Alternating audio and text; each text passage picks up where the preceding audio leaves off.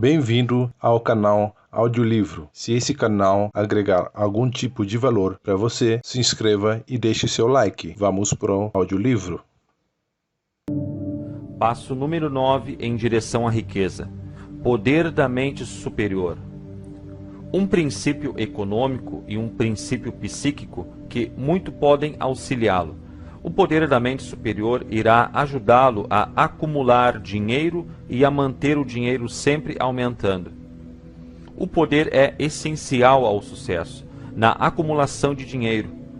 Os planos se tornam inertes e inúteis, sem o poder suficiente para transformá-los em ação. Este capítulo descreverá o método pelo qual o indivíduo pode atingir e aplicar o poder.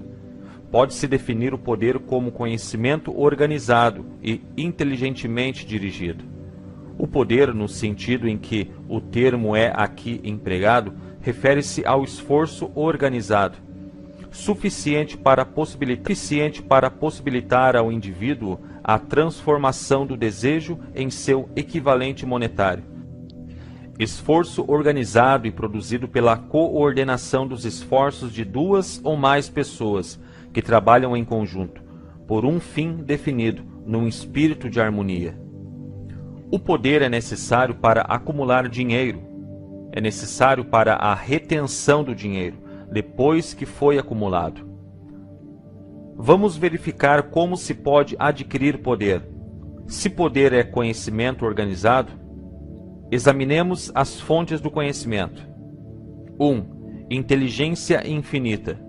Essa fonte de conhecimento pode ser alcançada pelo processo descrito em outro capítulo, com o auxílio da imaginação criadora. 2. Experiência acumulada. A experiência acumulada do homem, ou a porção dela que está organizada e gravada, pode ser encontrada em qualquer biblioteca pública bem equipada. Parte importante dessa experiência acumulada é ensinada nas escolas públicas e em universidades, onde foi previamente classificada e organizada.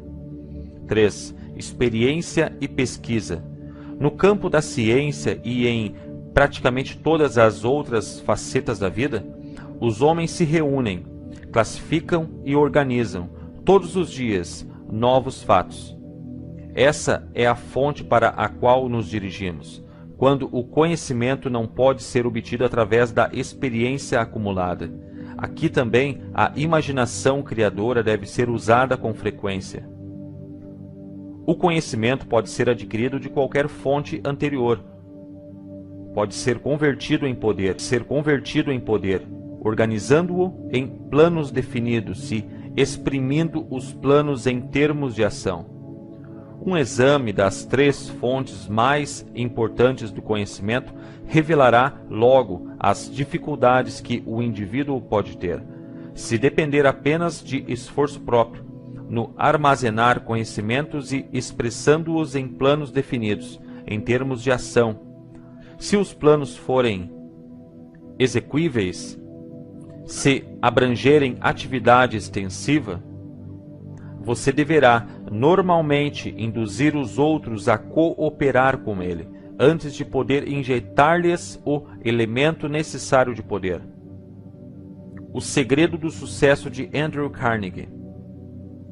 A mente superior pode ser assim definida: coordenação de conhecimentos e esforços, num espírito de harmonia entre duas ou mais pessoas, para alcançar um propósito definido.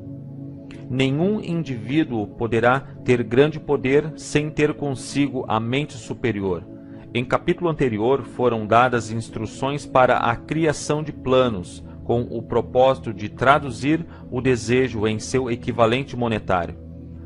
Se você seguir essas instruções com persistência e inteligência e usar de discernimento na seleção do grupo de mente superior, o objetivo terá sido alcançado pela metade, antes mesmo que você comece a reconhecê-lo. Para que você compreenda o potencial intangível de poder a seu alcance, através de um grupo da mente superior escolhido com acerto, explicaremos aqui as duas características do princípio da mente superior, uma delas de natureza econômica, a outra psíquica. A feição econômica é óbvia. Qualquer pessoa pode criar vantagens econômicas, desde que se cerque dos conselhos e da cooperação pessoal de um grupo de homens prontos a emprestar-lhe auxílio, de todo o coração, num espírito de perfeita harmonia. Essa forma de aliança cooperativa tem sido a base de quase todas as grandes fortunas. Sua compreensão dessa grande verdade pode determinar definitivamente seu status financeiro. A frase psíquica do princípio da mente superior é bem mais difícil de entender. Talvez essa afirmação lhe forneça uma sugestão significativa. Nunca duas mentes se reúnem sem que, por essa razão, se crie uma força invisível, intangível, semelhante a uma terceira. A mente humana é uma forma de energia, sendo uma parte dela espiritual por natureza. Quando duas mentes se reúnem num espírito de harmonia, as unidades espirituais de cada uma formam uma afinidade, que constitui a fase psíquica da mente superior. O princípio da mente superior, ou antes, sua feição econômica, foi-me apontada pela primeira vez por Andrew Carnegie, há mais de 50 anos. A descoberta desse princípio foi responsável pela escolha do trabalho da minha vida. O grupo da mente superior de Carnegie consistia numa equipe de quase 50 homens, com os quais se cercava, com um propósito definido de manufaturar e vender aço. Atribuía toda a sua fortuna ao poder que acumulara através dessa mente superior.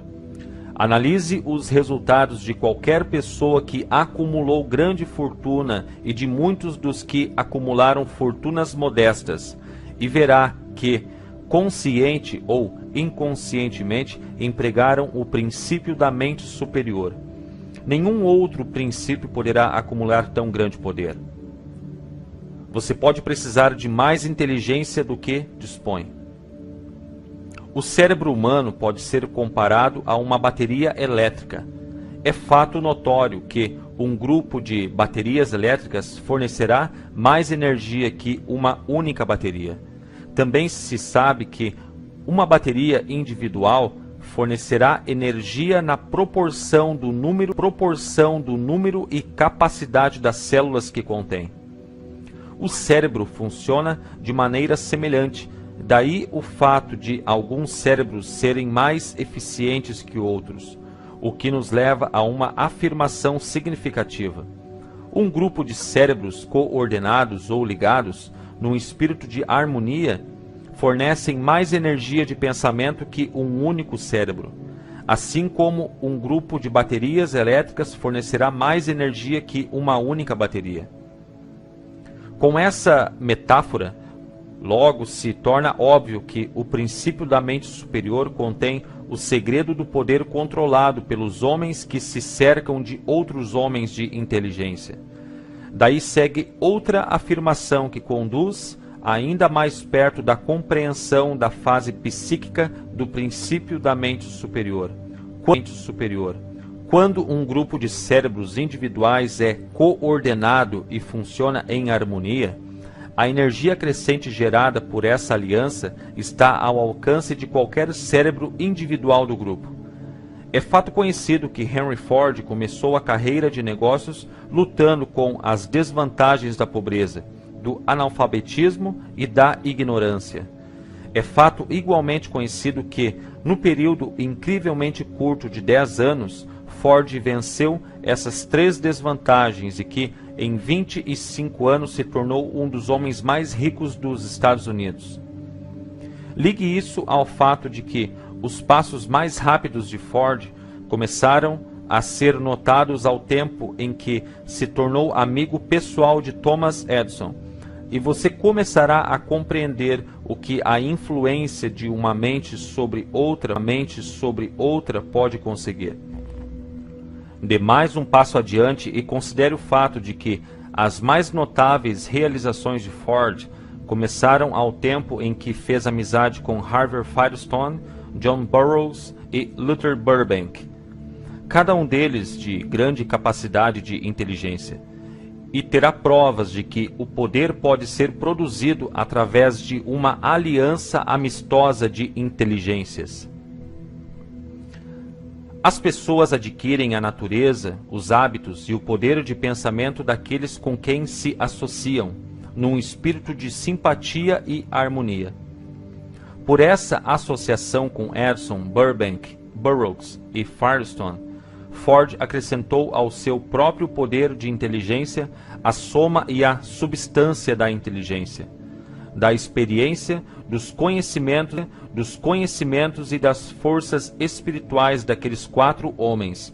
Além disso, apossou-se e empregou o princípio da mente superior pelos métodos de procedimento descritos neste livro. Esse princípio está a seu alcance. Já mencionamos anteriormente Gandhi. Estudemos o método pelo qual alcançou seu estupendo poder. Pode ser explicado em poucas palavras. Chegou ao poder induzindo mais de 200 milhões de pessoas a se coordenarem num espírito de harmonia, corpo e espírito, com um propósito definido. Em resumo, Gandhi realizou um milagre, pois é milagre poder induzir, não forçar, 200 milhões de pessoas a cooperar em espírito de harmonia por qualquer espaço de tempo. Qualquer dirigente de negócios sabe como é difícil conseguir que os empregados trabalhem juntos, num espírito que, mesmo remotamente, se assemelhe à harmonia. A lista das fontes principais das quais emana o poder está, conforme foi visto, encabeçada pela inteligência infinita. Quando 2 ou mais pessoas cooperam num espírito de harmonia e trabalham por um objetivo definido, colocam-se em posição através dessa aliança, de absorver o poder diretamente do grande depósito universal da inteligência infinita. Essa é a maior de todas as fontes de poder. É a fonte a que recorrem o gênio e o grande líder, estejam ou não cônscios do fato. As outras 2 fontes importantes, das quais se pode obter o conhecimento necessário para acumular poder, não merecem mais confiança que os 5 sentidos humanos. Os sentidos nem sempre merecem confiança. Em capítulos subsequentes, serão descritos os métodos pelos quais a inteligência infinita pode ser prontamente alcançada. Não se trata aqui de dar um curso de religião. Nenhum princípio fundamental deste livro deve ser interpretado como destinado a interferir direta ou indiretamente nos hábitos religiosos de qualquer pessoa. O livro se limita exclusivamente a instruir o leitor em como transformar o propósito definido do desejo de dinheiro em seu equivalente monetário. Leia, pense e medite enquanto lê. Logo, o assunto todo se esclarecerá e você poderá vê-lo em perspectiva. Agora você vê apenas o detalhe dos capítulos individuais. Pobreza não precisa de plano. O dinheiro é tímido e ardiloso. Deve ser cortejado e conquistado por métodos semelhantes aos usados por um namorado determinado a impressionar a garota de sua escolha. E, por coincidência, o poder usado ao cortejar o dinheiro não é tão diferente do usado ao cortejar uma donzela. Esse poder, se usado com sucesso na procura do dinheiro, deve estar misturado à fé, deve estar misturado ao desejo, deve estar misturado à persistência, deve ser aplicado através de um plano e esse plano deve ser posto em ação. Quando o dinheiro chega em quantidade, ele flui para aquele que acumula com a facilidade com que a água desce a montanha. Existe uma grande correnteza invisível de poder, comparável a um rio, com a diferença de que um dos lados corre numa direção, carregando tudo o que cai na correnteza, para a frente e para o alto, em direção à riqueza, enquanto o outro lado corre em direção oposta, carregando todos os infelizes que nela caíram, sem poder escapar. Na descida para a infelicidade e a pobreza, todo homem que já acumulou uma grande fortuna reconheceu a existência de tal correnteza na vida. Consiste no processo de raciocínio da pessoa. As emoções positivas do pensamento formam o lado da correnteza que leva à fortuna. As emoções negativas formam o lado que leva à pobreza. Eis um pensamento de grande importância para quem estiver seguindo este livro, com o objetivo de acumular fortuna. Se você estiver do lado da corrente de poder que leva à pobreza, que lhe sirva de remo para se impulsionar ao outro lado da correnteza. Só lhe poderá servir pela aplicação e pelo uso. Ler apenas e julgar o que leu, de uma maneira ou de outra, não lhe trará benefício algum. Pobreza e riqueza muitas vezes mudam de lugar. Quando a riqueza toma o lugar da pobreza, a transformação geralmente se processa por planos bem concebidos e cuidadosamente executados. A pobreza dispensa planos. Não precisa de ninguém para ajudá-la, porque é corajosa e cruel. A riqueza é tímida e medrosa, deve ser atraída. Pontos a fixar. A maior contribuição de Andrew Carnegie para o sucesso pessoal comercial, a mente superior, está à sua disposição para que a use como desejar. É um modo superior de usar conhecimentos organizados e dirigidos como caminho para um poder vitalício. A mente humana é uma forma de energia. Quando duas ou mais mentes cooperarem em harmonia, formam um grande banco de energia, além de uma terceira força invisível, comparável à mente superior. É necessário planejar e organizar para enriquecer. Continuar pobre é muito fácil. A pobreza não precisa de planos. 3 fontes importantes de poder mental acumulado estão prontos a ajudá-lo. Podem ser usadas à vontade pelos que sabem como usá-las. Como você o sabe agora. A felicidade se encontra em fazer e não apenas em possuir.